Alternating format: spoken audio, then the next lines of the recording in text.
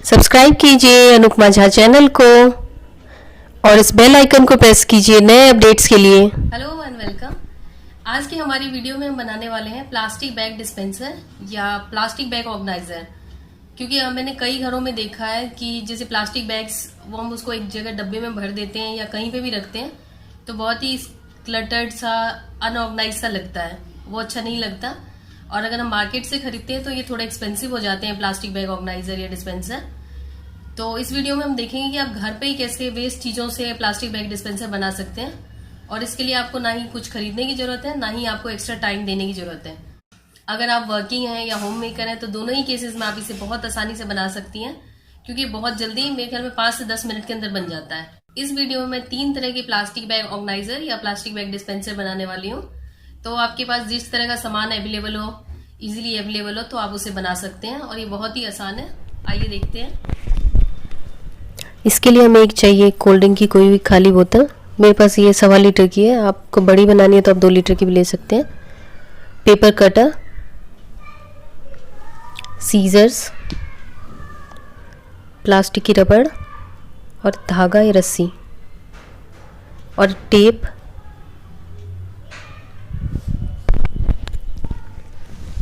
अब हम paper cutter से जो बॉटल का जो एंड का हिस्सा है उसको काटेंगे।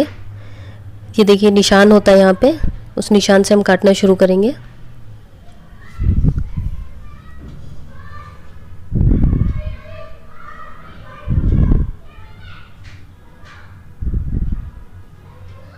और इस तरीके से काटते हुए हम पूरा पीछे का हिस्सा निकाल देंगे इसका, बॉटल का।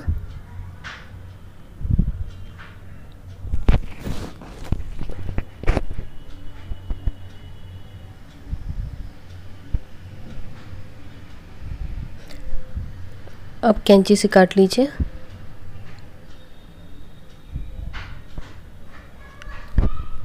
अब उसके एजेस को इवन करने के लिए चाहे तो आप कैंची से भी कर सकते हैं थोड़ा बहुत।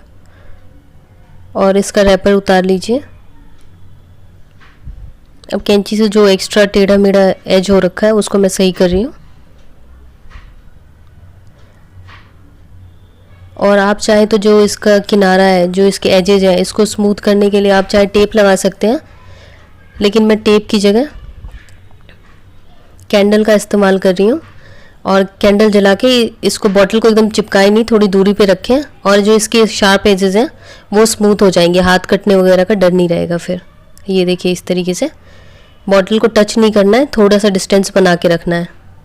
इस तरीके से चारों तरफ कर लीजिए।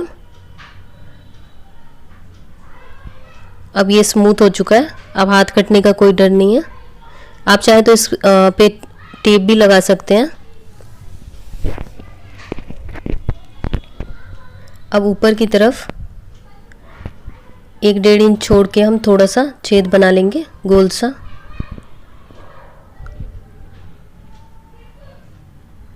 ये इस तरफ हमने छेद बना लिया। अब इसके बिल्कुल अपोजिट साइड दूसरा छेद बनाएंगे हम।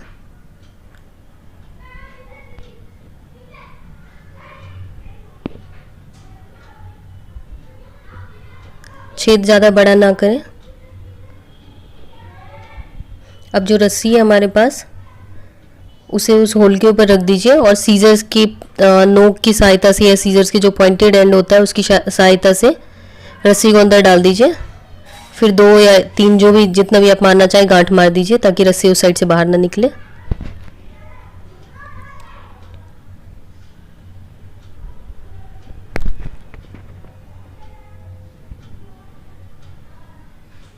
अब इसी तरह हम दूसरी साइड भी करेंगे।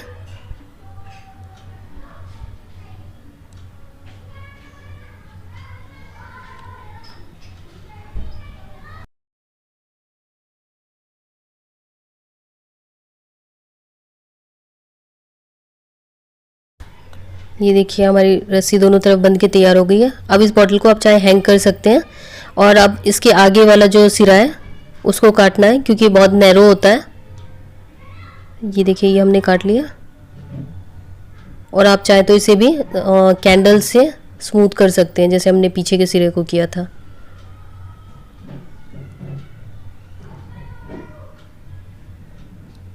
ये कैंची से हम थोड़े जो इसके शार्प एजेस हैं उसको स्मूथ करके उसी तरह कैंडल से कर लेंगे। अब उसके बाद हमने जैसे पॉलीथीन को हाफ फोल्ड किया है, उसके बाद हम ये रोल करना शुरू कर रहे हैं। ये देखिए इस तरीके से जो प्लास्टिक बैग्स हैं। अब ये ख़त्म होने वाला है रोल। फिर हम दूसरी पॉलीथीन ऐड करेंगे उसमें, उसके एंड में। फिर इसी तरह रोल करते जाएंगे। फिर जब ये रोल ख़त्म होने वाला होगा तीसरी ऐड करेंगे।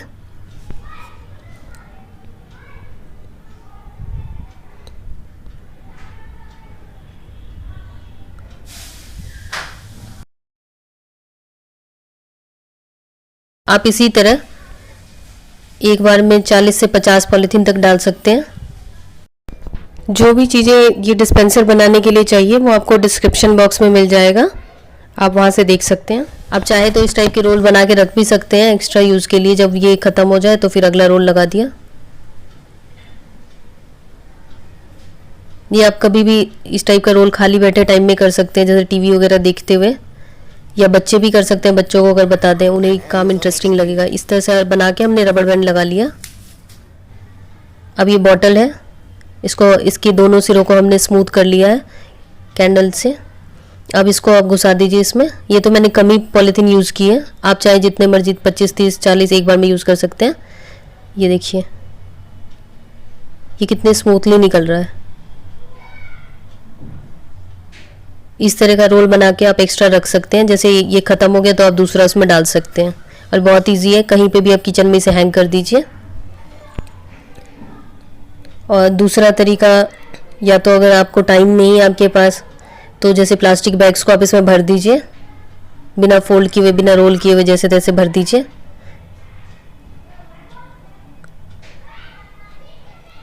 और इसको कहीं पे भी आप हैंग कर सकते हैं किचन में, इसमें से भी आप निकाल सकते हैं।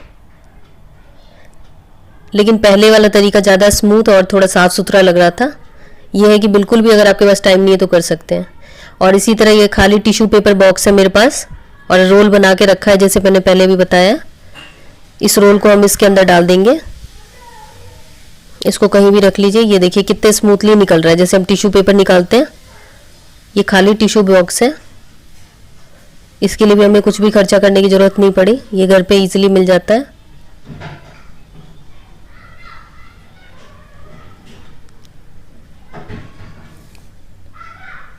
आप चाहे तो इस तरह का जो अगर कार्डबोर्ड बॉक्स हो आपके पास किसी सामान के साथ आया हो तो उसमें भी ऊपर थोड़ा सा छेद करके बना सकते हैं इस टाइप का।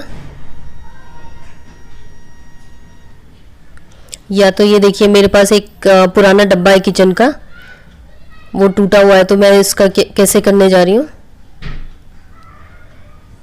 मैं इस डब्बे में ऊपर से थोड़ा सा होल करूँगी डब्बे के ढक्कन में।